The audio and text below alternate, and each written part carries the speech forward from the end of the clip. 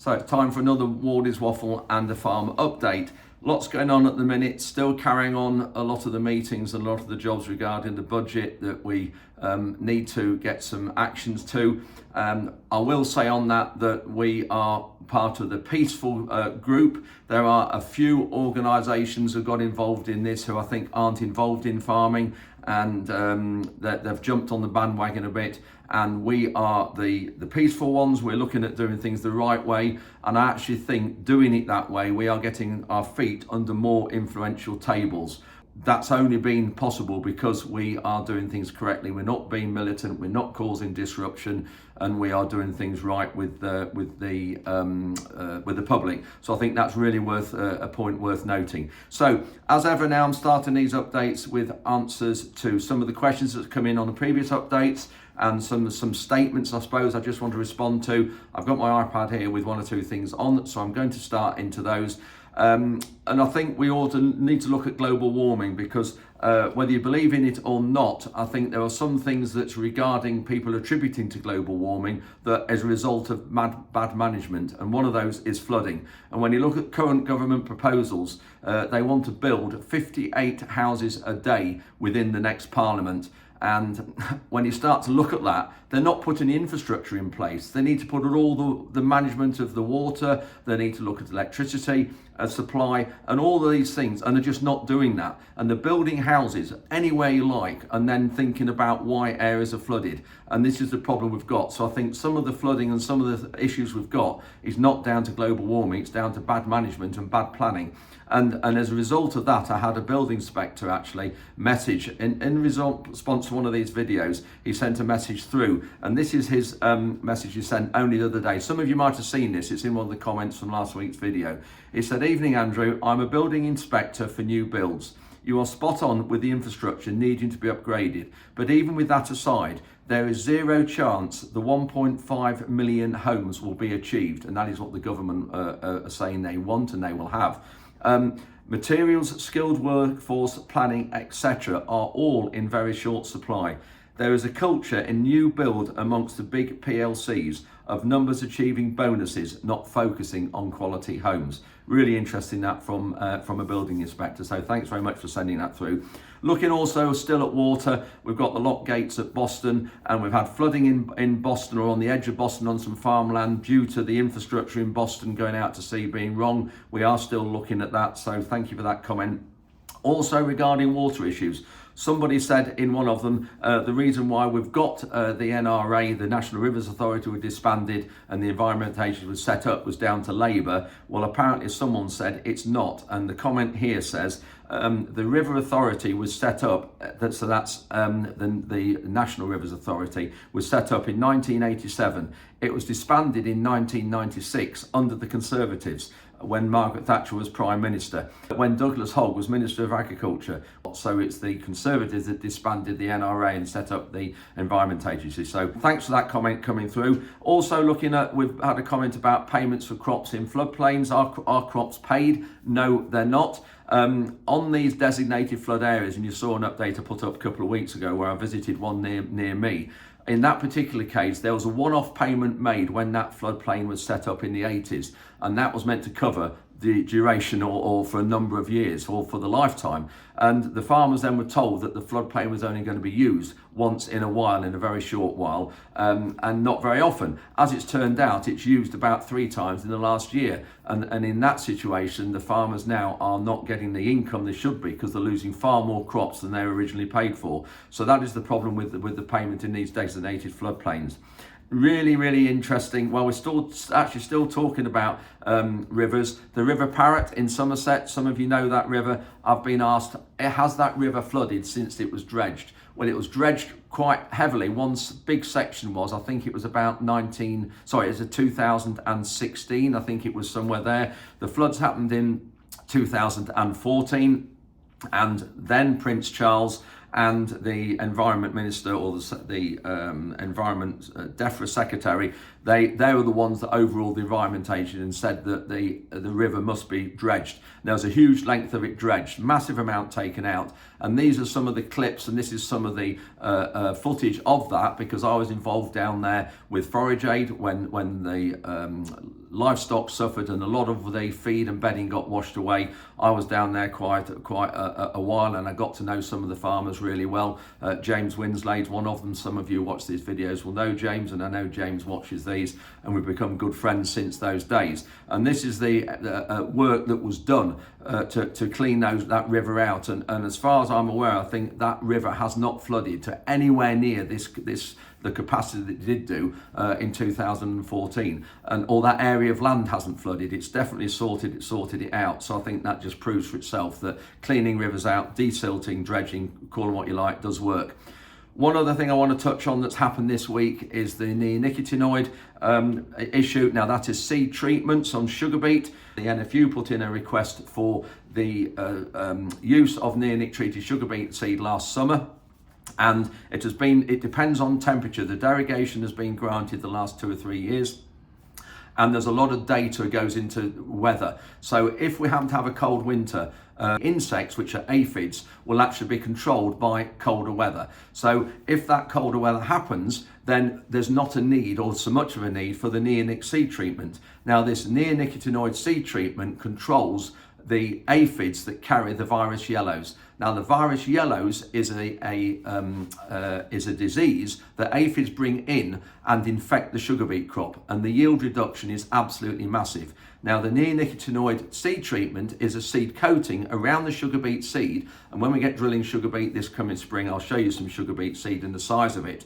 It's a seed coating around the seed, and as the plant germinates, the seed germinates and the seed pops through the ground, that seed has a coating on, and it gives us about 7 to 8 weeks protection against the aphids coming in with the virus. Now, in a mild winter, we really need that the neonicotinoid seed treatment. Now, no matter what's happened, no matter what the weather, at the moment, the Labour government have said, and DEFRA have said rather, that the derogation has not been given, and that is because Labour don't like anything about insecticides and about true farming. And so the problem we've got here now is that we've got a sugar beet crop that is open to virus infection. Now, worth remembering, when you buy sugar in a supermarket, our sugar beet that we grow in the UK and that I grow here goes to make Silver Spoon sugar. You will see on a supermarket shelf Tate and Lyle sugar. Now that is grown with foreign sugar cane. Now this is where it is really, really galling and where the playing field is far from level.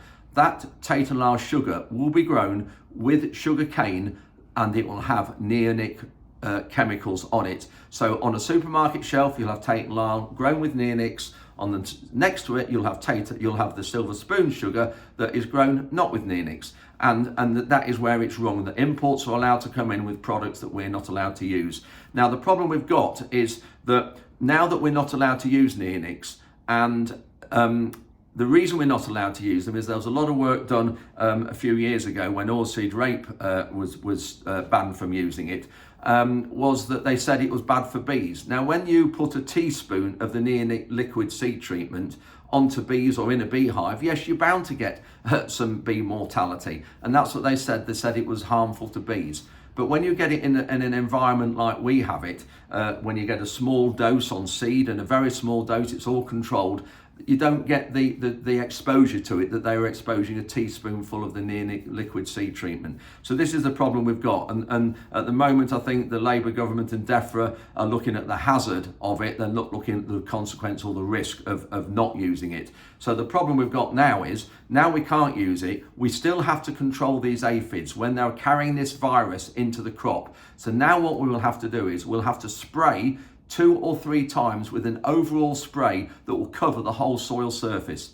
Sugar beet is grown in wide rows, about 20 inches apart, so wide rows like that, and you'll get, so the seed treatment that we are now banned from using will only be in the seed, so all the soil between the rows is not affected, and all the lovely beneficial insects that we want, the daddy long legs, the lacewings, the ladybirds, all those sorts of insects that we really need to help control and eat the virus carrying aphids.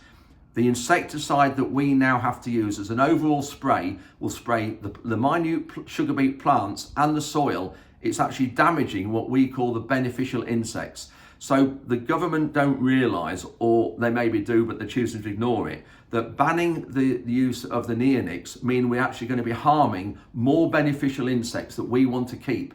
Now, the question is, you say, right, don't grow sugar beet, but then what are we doing? It means we import sugar from another part of the world that is grown with products that we're banned from using. So what do we want to do? Is it like saying, okay, we find damage in your environment, we'll look after ours?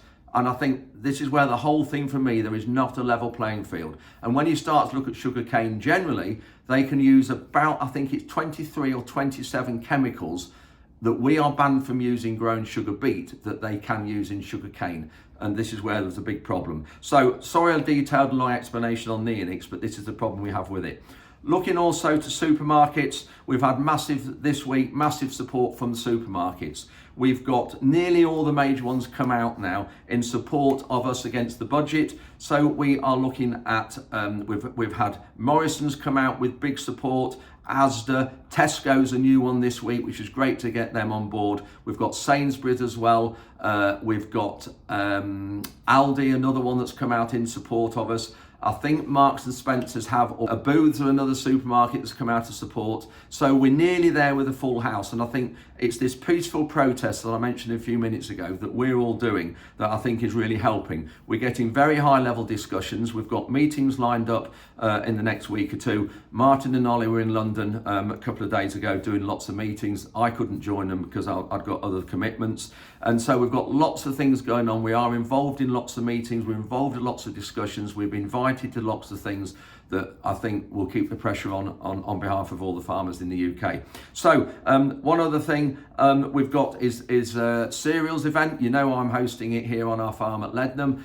In 2026, it's just been announced it's being held at Jeremy Clarkson's farm in the Cotswolds. So that's on June the 11th and 12th, 2026. One more thing before I get into this week's update. There's been a confirmed case of resistance to glyphosate on ryegrass, which is a grass weed that is as bad as blackgrass or worse in some situations. There's been a confirmed case of glyphosate resistance. Now, glyphosate to the non-farmers is Roundup that you can buy in garden centres. Obviously, the garden centre version is a lot weaker than what we buy, but there's been confirmed resistance to it, which is quite worrying, and we need to get to grips with that and just see what rates were used and things like that. But if we get resistance wholesale to Roundup across the country, then I think we're in big trouble. So now to head on to this week's content. What have we got? If you remember last weekend, we were getting ready to visit supermarkets. So we had a peaceful visit to some supermarkets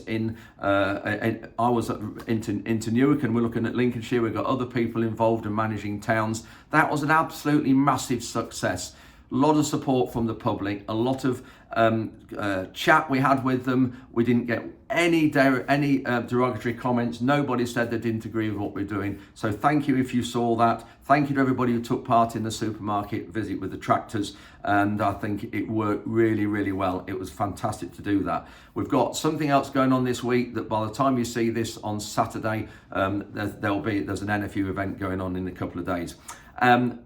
Other thing in this update is we had DMJ drainage, and we had Jim come from them with to look at one or two draining issues. He got a camera on a length of wire, so we put that up and we look at that and we show some areas that we've got some drainage problems. So Tom went round with Jim looking at that. And then lastly as well, if you remember from the last update, I was down, I've been all over this week, and great to see you meet so many people, but I was down near Maidstone in Kent at the Kent Agricultural, the showground, and Kent Agricultural Society were hosting the Kent Farming Conference, and I was chairing that and hosting it for the evening. So thanks very much, those of you who came up to say hello. Got a few snippets from that as well. Anyway, quite a long intro today. Really sorry about that. 15 minutes long, lots of questions to answer, but I also feel lots of really important points that I think really need highlighting about farming and food production and why we do what we do. Anyway, that's enough of it now. From waffling from me, let's crack on with the topics into this week's update. Thanks for watching, and we'll see you at the end.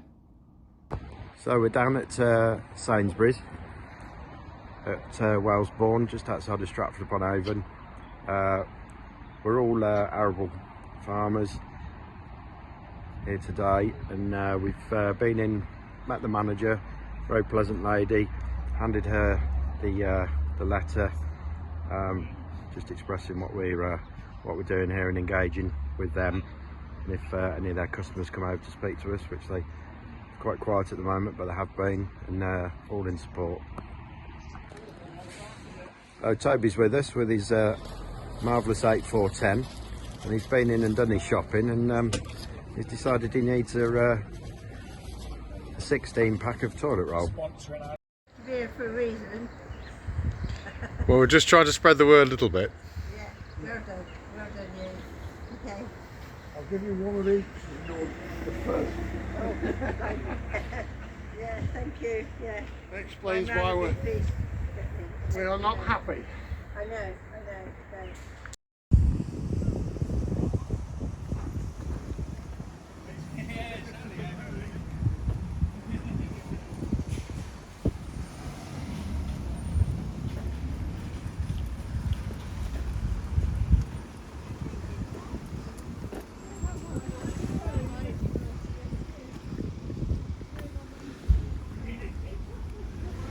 Now inside the store, and they've been really good here. They've asked us if we want to come in and have something to eat and drink, and we've got the tractors parked outside, and they've been really helpful. We've had a lot of shoppers come up and say, well done, we're with you, we understand how bad it is, we're with you, keep going, we support you all the way. It's fantastic.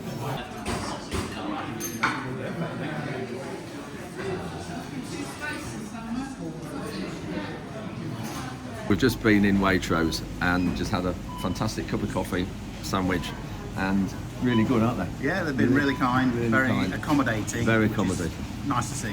And a lot of the general public, they've been really good, supportive, straight away, wanting to know what we're up to, and absolutely agreeing with what we're doing. Yeah, It's everybody. great We to haven't see. had one person, have we? Not say, one. say that they don't agree with it. No. We've had some very interesting comments as well from Some quite colourful language. colourful language from ladies as well Absolutely. about our friend Two Tier Kia, and but yeah, very colourful. But no, I think it's been a very worthwhile experience at the minute doing this, and we'll stay here for a bit longer and just see how many more people we can educate, I suppose, and I make think so. aware. Absolutely. Yeah. Okay. So Tim is a local farmer from well nearer Nottingham.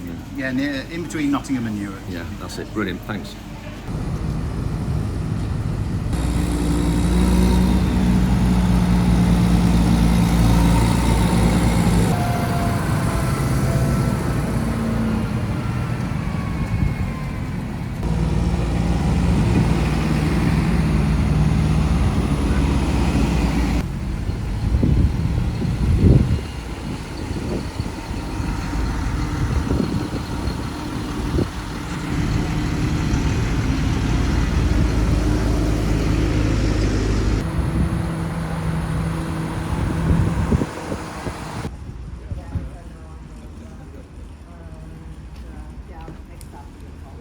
I'm louder.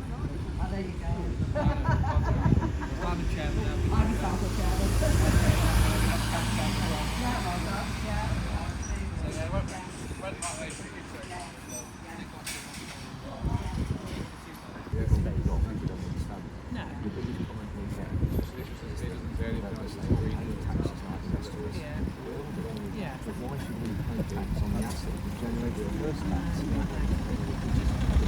Comments we're receiving is fantastic. Just look at this here.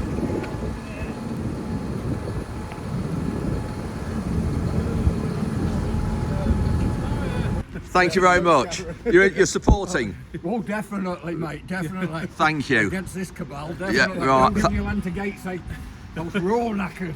We'll be on bugs by 2027. Fantastic this. Thank you very much, Costa, for your support as well. Come out and brought us all free coffee. Thank you.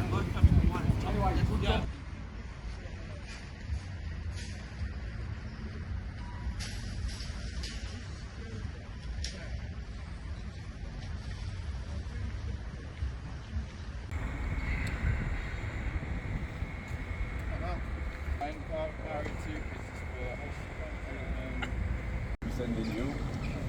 I'm on the light builders, aren't I? So this is light. Yeah.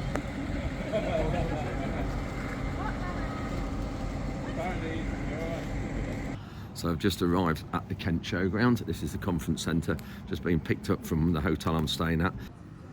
So this is inside.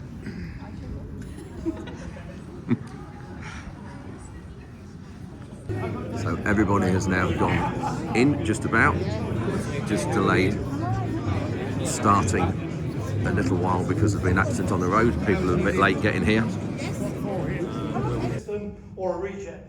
I think they just picked someone out because if I've been around as long as I have been, I must be someone who's committed to the old ways of doing things. Now, I'll try and refute that a bit. But look, I am of the age, I quite like growing big crops of wheat. I finished the NFU and I knew going back into the family business I needed to do something a bit different. And using an analogy, I'll use that we've got a couple of farm cottages in the village. They will have pigsties in the garden. All the farm workers who live there, that would have been, husband and wife in one room, 4 kids in the next. All the waste food went into the pigs, all the pig muck went on the garden, then they ate the pig and the circle went on. I want to do that on my farm, but actually I think UK Farming PLC needs to do it in the whole round as well. We need to find a way of building much more circular systems. When you get that 4.5 inches, 5 inches of rain in September, it takes some time to get back on that land, especially in our situation. And there's some work, and Andrew said I currently chair the board at Rothamsted Research. David Paulson did a podcast recently where he was talking about soil carbon capture. And there is a limit to what soil can absorb and how resilient it is within the soil. But bearing in mind nitrous oxide is 300 times more damaging than carbon as a greenhouse gas. David Paulson says the science shows as farmers getting our nitrogen application right will deliver significantly bigger benefits than actually soil carbon capture. In that slide, Stowe Longer trials up the A1 just near Huntingdon, all the evidence shows the ploughing rotationally within a 5 or 6 year programme on heavy clays does control blackgrass, does reset the system. Perverse, having spoken to Peter about what he's trying to do, but when I get asked how much rain we got, I try and say all of it. That is the conference now finished. About 2 hours, just a bit over 2 hours. Really interesting debate, questions, and I'll go through them all in a bit more detail when I get home. Just about to have something to eat. They've got little burger there, and there's some paella and various things. So I'm just going to go and have some of this, and then chat to everybody. Got Matt Cullen there, one of the organisers of the tractor protest in December. We're going to have a word with him in a minute. So the maintenance is going steady. We've got the old MX at the back there. I'll just show you that. We've been polishing that, and Tom's been welding some bit on the low loader there on the Bailey trailer, so we'll look at that as well. But we've still got lots of machines to get here in the workshop. They've been doing other things outside, and Ruben was off the week before last, and they've both had odd days off as well since they come back from Christmas. So still lots to do with the machinery maintenance, but there's plenty of time yet. So that rattling had just served as a door. You can just see this is the problem with these roller doors. You can just see here how they bow with the wind. It's really windy outside today. Yeah, looking at this Bailey trailer here, we had this got bent, that bracket there got bent and was bent down, so Tom's cut a bit of box section in there and welded that in and strengthened and stiffened that up, painted it, and then we painted all the drawbar as well, because there's odd times where you catch it with the arms or the wheels of the tractor, and then odd bits of blemishes on the headboard here. And then I've gone down here and it's got little bits of dents along here, and not dents but scratches and paint missing, so they've gone along here and done all this bit up, and the back here as well where we put the ramps on. Big job they've been doing is polishing the MX, and you can see there, big difference there. Just still got this to finish off. We've got a little bit of the cab I think to finish off, and the roof, still a little bit there to do, but much better. Really brought the paint up. We just got to actually put some wax on it now, and then we'll get some green and do the RX as well. Even though it does look shiny, it's I think we're going to start doing these every year now and just try and keep them right. And then obviously this one needs doing. So you can see how that hasn't been polished. That's what it was like. So I don't know why that panel's gone dull and that one hasn't. But that hasn't been polished extra. It's just as it is. So we've got DMJ Drainage here, looking at 1 or 2 issues. You can just see this field's had some water stood on it because the straw from last harvest has all got washed around. There's another area out there you can see there has been washed out, and we've got 1 or 2 issues that we need to sort out. Obviously it's winter time now, so now's the time to do it. So we've got Jim here with a camera. Going to put that, there we are, Tom's holding it. Going to put that down the drain. You can actually see that drain is moving actually. You can just see it running out there slowly, but it is full. Problem we've got though, all this area is so flat, there's hardly any fall on any of these dikes, and all of these dikes flow that way down into the River Brant. How many metres of thing have you got on there? 25. Right. And it's telling you how far up the drain we are with the counter clock there. So it's measuring it off the reel, but you've obviously got to allow for the distance between us and it's where measuring. Tom is. If you look there, you can see the water coming past, but can you see there, look, now it's cleared. Can you see that grey? Yeah. Well, that's a pipe what's actually collapsed in and all fallen and tumbled in. Oh, I can see that now there, yeah. If you push that in till it stops, Tom, and then put your fingers on the cable at that point, yeah, now let me have that. You hold the camera. You want to hold that back in the dike, I suppose, do you? Oh, I say hold the camera level with the end of the pipe. Is that the line? There'll be more over that way, I think. You've got to be putting it now. Yeah, there. So it's right on the edge of the lane. So you think that's where it's collapsed then, Jim? Well, it's got to be, because he's got the end of the camera. Yeah. And the end of the out. Yeah, it has. And that's where it is. And to be honest, you see all out here, we've got all these areas that are flooded, had water stood. You can see where the straw's been washed up. That's probably why, Tom, this area floods. Because every time we get any heavy rain, we get water stood here. It's just all restricted. And It is. Get back to the dike. So that's an area needs digging up. That's one then. So the next one we're looking at is along the A17. The A17's just here. This headland you can see behind us here is really wet all the way along up here. Water stands when we have a lot of rain, but the main drain comes out in this corner. In fact, we'll just show you the drainage plans. Just before I show you the plans, we're putting the camera up again. You see there's a lot of water coming out there. That's flowing. Well, we're 7.5 metres up, so we're on just the other side Now of the you can track, see there all the joins. But that's all That's cracked and cracked. falling in. Can you get any more, Tom? No. Pull it back and then try and ram it at it, mate. Yeah, look here. Oh, hold on, just go in a bit.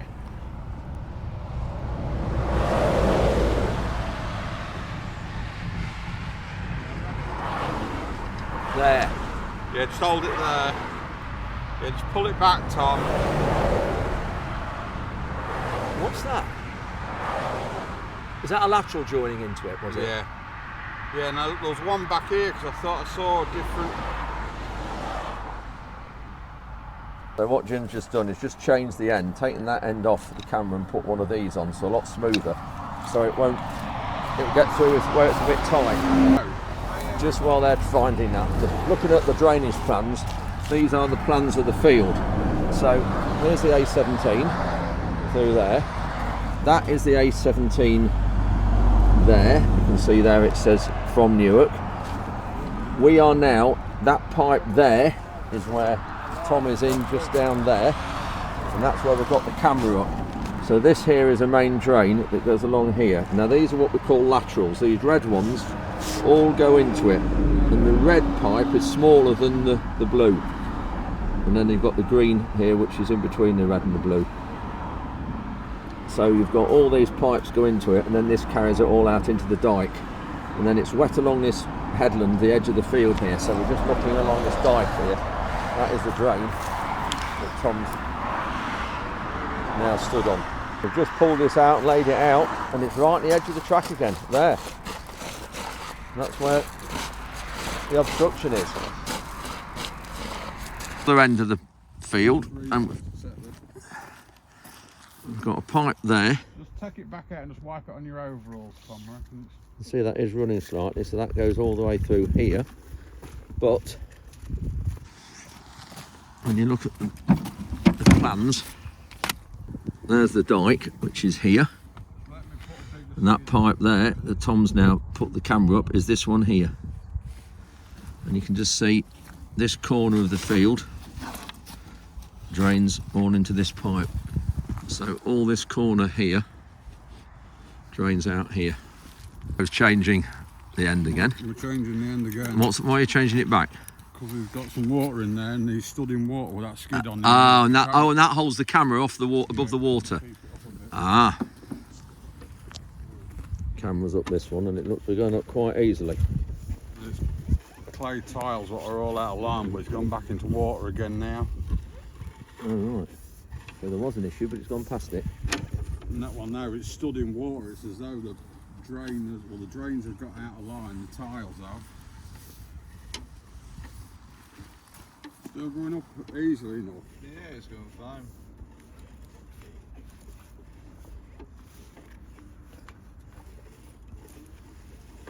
Wonder if that would be one that you'd put the drain jetter up it.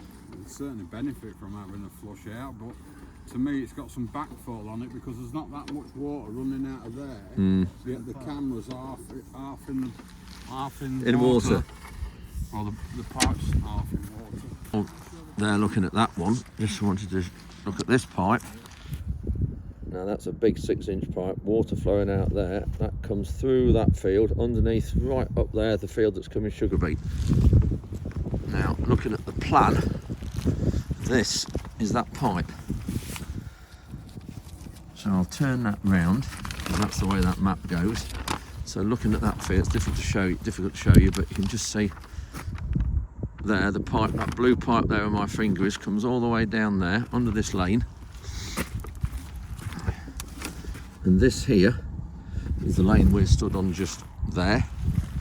And then that pipe there is the one that's coming out just at the back of Tom there.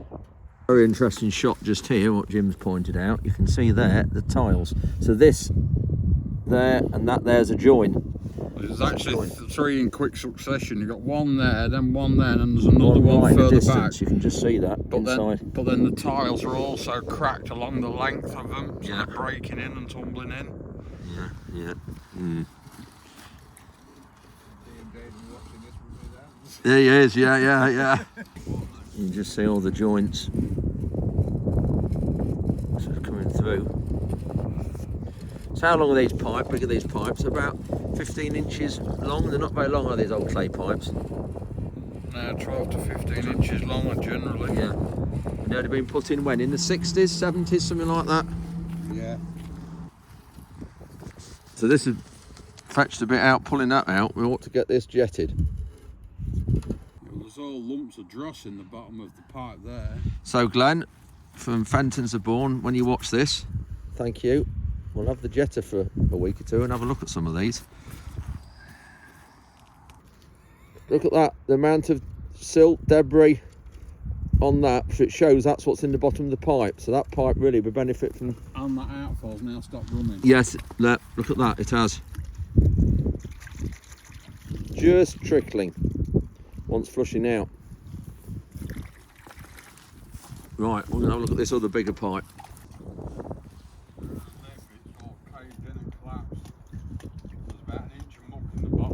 As well, and all the tiles are out of line. You got over it?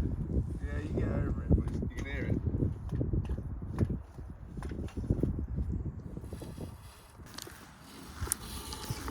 What have we got here? Well, yet again, you're in water, roots growing in it, what you can see. But you can just see there that the water's above the camera. Now we've come out of the water. Yeah, you're clear again. You're clear again now, but the pipes are all out of line again. Can't go any further. You see anything there? Just let the water clear a minute, mate. So that won't go any further now. So there's a drain collapsed, even though that pipe's running well. Probably bang underneath this lane somewhere. There, edge of the track again. What, here where I am? Yeah, where you are, yeah. Well, that sort of angle So that won't go any further now. So there's a drain collapsed, even though that pipe's running well. Probably bang underneath this lane somewhere. There, edge of the track again. What, here where I am? Yeah, where you are, yeah. Well, that sort of angle between you and I. So that's it for a weekend update. Thanks for watching. Hope you enjoyed that. And as you can see, lots going on. It might be a bit longer than normal, so apologise for that. I've had the delivery of these this week, so that's the pesticide guide for 2025. And this has got all the pesticides in that we use. I'll touch on this a bit another day because it will be too long otherwise, but we've got 2 of these. I keep one in the chemical store for Ruben and Tom to use because quite a few of the chemicals, we order them as a one chemical and they come as another name, but it's the same active ingredients. But this is like the Bible and I keep one in here in the office. Anyway, that's it for this Sunday update. Thanks ever so much for watching. Hope you've enjoyed it, and please, if you do like it, please click like and subscribe. It doesn't cost you anything at all to subscribe. You just get a notification of when I post my videos. That's it for this week. We'll see you as ever midweek.